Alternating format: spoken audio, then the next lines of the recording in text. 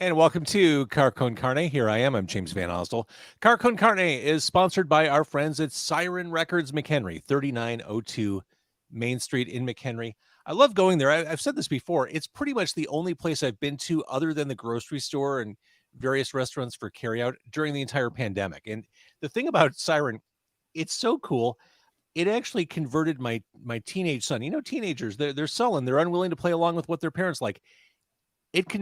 Siren Records converted my son into a vinyl collector. Like, that's the one thing we do every weekend. We go record shopping, and I guarantee you this weekend we're going to Siren Records McHenry. That's like our social hub at this point. Check it out for yourself. Siren Records McHenry, 3902 Main Street. Coming up on this show Friday night, it's a double feature. Lou Malnati's, the honorable, the legendary, the iconic Lou Malnati's turns 50 this year. Next week, in fact, they're celebrating their 50th anniversary. Owner of Lou Malnati's, Mark Malnati, will be joining me to talk about the legacy of Lou's. Also, old friend Joel Frieders of Hope for the Day, which is a really wonderful organization, will be coming back on to talk about the new Hope for the Day IPA initiative. So we're going to be talking about mental health and beer. Good stuff. Now, next week, I can scarcely believe this is happening. Barbara Magnolfi, she was in the movie Suspiria, the first one, the OG, 1977, a horror classic, an Italian cinema legend. Barbara will be on the show next week. I can't even believe I'm saying those words out loud. But tonight, I am joined. I love how this works. I'm joined by Jason Baygood. He is the bassist and vocalist for the long-lost band Urban Idols. Nice to see you. Thanks for doing this. Yeah, thank you. Thanks for having me. This is going to sound like I'm reading. It's because I am. Urban Idols. No worries. Urban Idols is a late 90s Chicago punk band that played everywhere from Fireside Bowl to Double Door back in the day. The final Urban Idols album was recorded at Sonic Iguana Studios in 2000. Here we are 20 years later. Revisited is on Punkhead Records. It's a blast of really well done turn of the century Chicago punk rock. Is this just closure at this point, putting this record out for the band? Yeah, pretty much. I mean, you know, what it's been is, you know, there's definitely a resurgence, especially in the pop punk bubble these days. And there's so many more new underground punk labels putting things out, new bands as well as reissues from older bands. And really just through, you know, the power of the internet, just reconnected with some of the guys from Punkhead Records. I think, you know, those guys, mainly the guys from the Cap Gun Heroes. They were previously in a band, the Cancer Merchants, that used to, you know, we actually were on a compilation with them back in the day. And they started this label, Punkhead Records. And, you know, we just kind of started talking. And I said to them, you know, they remembered the band. And I said, hey, you know, we actually had our final studio session back in the fall of 2000, as you mentioned, that just never really saw the light of day. We sat on it really after we recorded it. That was actually the last thing we did as a band. So not many people have heard any of those songs. So, you know, the timing was right to, you know, they were interested in putting it out digitally. And, you know, here we are today. I think the thing that's most striking about these songs, they sound vital. It's hard to believe they've been buried for 2 decades. They Right. sound contemporary. They sound badass. They're hooky and edgy all at the same time. This is great stuff you've been sitting on. Oh, thank you. Appreciate it. So the album, the final release, I'm assuming it's a final release, is Revisited. So was this, are you still talking to the other guys in the band? Is everyone, because you probably all had to have a meeting about putting this out, didn't you? Yeah, absolutely. Absolutely. So, you know, a handful of the guys I talk to regularly that, you know, kind of still, you know, around in the scene. So, you know, still see at shows, you know, our guitarist, Byrne, you know, went on to the Methadone. So, you know, he's still been in the scene this whole time. So, you know, talk to him off and on, you know, both in person and online. The other guys actually moved to California for work and other reasons. So, you know, through social media, I've kept in contact with them. But, you know, having this opportunity to do this release, you know, got us all back talking collectively for the first time in a long time. So that's been fantastic. So we'll get into some of the songs and we'll get into the release a little bit more. Before we go there, let's jump backwards. You guys Sure. started off in 1997? Yeah, that's correct. You mentioned Byrne. You two met on AOL? Yeah. Oh, well, I've known him and his brother going back to late 80s, early 90s. We funny story. We actually first met, you know, you mentioned Siren Records before, you know, I'm a vinyl junkie. Mike is a vinyl junkie too. We actually met at a local record convention that they used to have monthly in Hillside. I love the Hillside Record Convention. Oh, okay. Yeah. They still have them now. Yeah. Yeah, so yeah, back in the day, that's actually where we first met, and we just would see each other at shows off and on, throughout the '90s, and we went to different high schools. I went off to college, and then yeah, exactly. Back in, I think it was '97 when I came back from college, on AOL through there was a chat room. I think it was like local Chicago punk or something, and ironically, there was a thread about. It was about Naked Raygun, and it was brought up that this one Naked Raygun show that we realized we were both at, and just as we were talking back and forth, we kind of realized, hey, I know you, and then yeah, both of us were not in bands at the time, and we both just really kind of had, we kind of laid the foundation that we really wanted to do in homage to just the classic Chicago punk sound, with a little bit of rock and roll thrown in, that kind of came afterwards. So. Was Raygun really the big one? Was that the one who you were immediately drawn to as you were a kid discovering punk rock? Earlier than that, ironically, Raygun for me, even though being a local band, was a little bit later. I mean, like a lot of, I'm 46, so my gateway into music was definitely kind of like heavy metal than thrash metal. And then what kind of got me into punk was definitely kind of when the crossover scene of the late 80s was kind of coming on, bands like DRI, et cetera. So my early gateway was probably more like hardcore. So a lot of the New York hardcore stuff, and 7 Seconds was probably my first true underground band that really drew me in to DIY punk rock. And then, here locally, radio stations like WNUR with their Fast and Loud show, that was huge. I'll never forget. Very first time I heard Raygun was the song Only in America. And like, whoa, what is this? A punk band having saxophones, and, that was insane, but it was edgy, and it was fantastic. So, that was kind of my first exposure, but they weren't my first punk band per se, even though they were local. But then, of course, as I got into them, and they, kept releasing new material, of course, started seeing them at, the Riviera all the time. But yeah, they were definitely probably the foundation for what we wanted to do with Urban Idols, definitely with a mix of some post-punk and, even some English stuff like Stiff Little Fingers was a big influence, who obviously were a huge influence on Raygun too. So that's kind of a granular.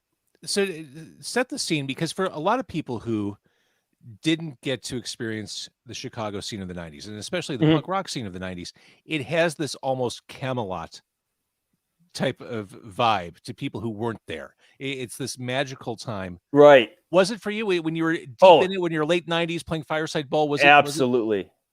Yeah, absolutely. And even before, what's kind of missing today is, you had those dedicated venues, like, so when I was in high school, there was like McGregor's was like, the all ages spot. And you knew that every Wednesday and Sunday was going to be punk rock. So, that's where I saw, bands like, Screeching Weasel, Sludgeworth, Pegboy, and then all the nationals that kind of came through, everyone from Green Day to whoever, played there. And so that's what kind of really built a scene. And that's what really kind of drew me in, because, it wasn't just discovering the music and loving the music, it was also being part of a scene. And then seeing bands like that and realizing, hey, I can do that. Maybe not as well as the bands that I love, but it was kind of accessible. It was something that could be in reach. And then that even got accelerated when Fireside Bowl, later on came, because, they had gigs almost every night of the week, 2 gigs a night. So, getting gigs there, it was pretty much just getting slotted on the schedule. So, by default, just, it could be ironic, you could be playing a local gig, 1 month, and 3 months later, you get on a gig with, a great national that's a fit. It was just really great time. There was just a lot more opportunity. And, I also feel too that bands worked a lot harder, just really putting the grind in, helping promote and being part of that whole process. It truly was a scene. And everyone knew each other, right? Oh, absolutely. Absolutely. Yeah. Bump into them at, record stores, coffee shops, everywhere. So was Urban Idols like peak band experience for you? I mean, even though it's been 20 years, was this like the moment? Yeah, absolutely. For me personally, yeah. I mean, I've been in bands before and bands since, but as far as for what I'm really into, and the bands I got to play with, the studios that we got to record at, for me personally, yeah, that was definitely the pinnacle of my musical career for sure. So it ended kind of abruptly, and this leads me to Revisited. what happened? Mike and Trey went to the methadones? Yeah, absolutely. That was the end? Yeah, that pretty much was it. I mean, that was a major factor. I mean, I formed the band with Mike. I mean, we, of course, when the other guys came in, we wrote the music together. But we had the original idea for what we wanted to accomplish with this band, musically. And of course, when they had the opportunity to join the Methadones, of course, they wanted to jump on that. And I get it. That was going to open up the door for advanced recording opportunities and touring opportunities, things that me at my time and where I was at in my life, I certainly was not able to do. So when they got that opportunity, it was just kind of, kind of without those guys in the band, it was just kind of, and for where I was at in my life too, it was just a good time to kind of call it quits. So these songs, these Sonic Iguana songs have resurfaced on Punkhead Records. It is revisited.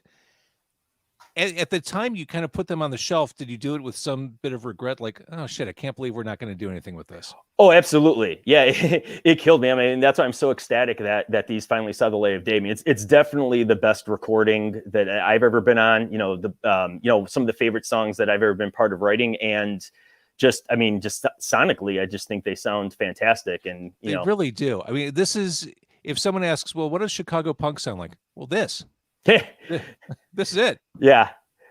Go ahead. We certainly didn't originate the sounds, but yeah, we definitely were influenced by it. So there's a video for Conspiracy, big hook on that song.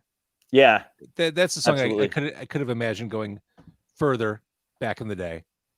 Or going somewhere back in the day. Not further. It didn't go anywhere. Going somewhere back in the day. Yeah. I mean, ironically, that was actually the second time we had recorded the song. But the first time we recorded, I mean, this was definitely, an improvement in, how we played the song and everything. I mean, it was a song that we knew when we, booked a session at Sonic Iguana. Yeah, this is definitely a song that we need to re-record. And Dead Ringers is the first song. That's just awesome, in your face kind of stuff. Yep. Yeah, that's definitely kind of our garage punk and roll, whatever you want to call it. Definitely some Motorhead in there too. So a couple other songs, Late Night Residual, Brighter Day, Vertigo. This is just a solid set of music. Again, it's shocking that it just has been sitting on a shelf. And no one really was the wiser that it was sitting there. I mean, and nostalgia being what it is, and the drive to reconnect with the things that make us happy, this is an important thing to put out there. I love hearing this. I'm glad you guys and Punkhead unearthed this and put it out into the universe.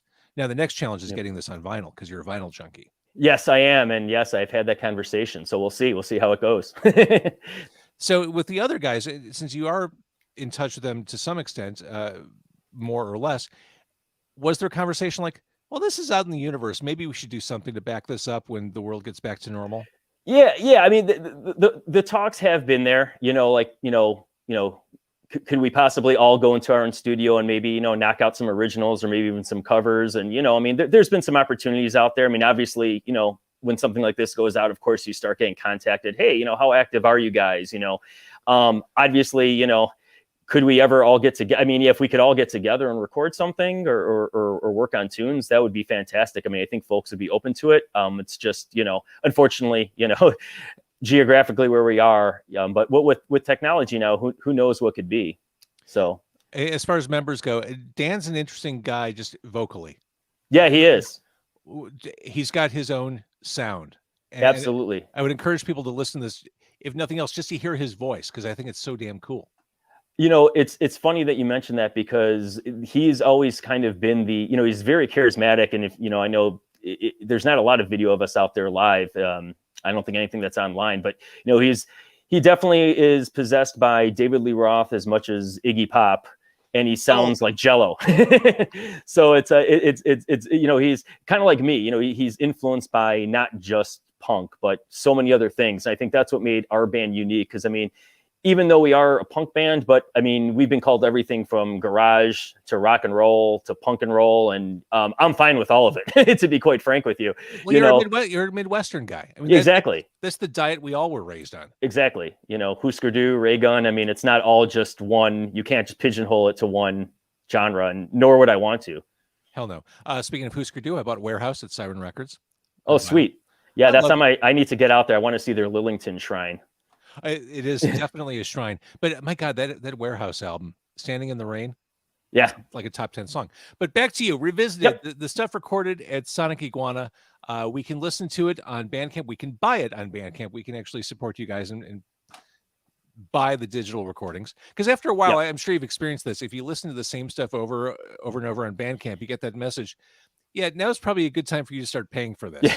Open the wallet. Yeah, that's what it says. Yep. Like cut the shit. Will you pony up some cash for the stuff you're enjoying? Yeah. So I love this. I'm so glad you put this out. I can't say it enough. It is Revisited by Urban Idols. Check it out. Jason, thank you so much for doing this tonight. Thanks for having me. Appreciate your support.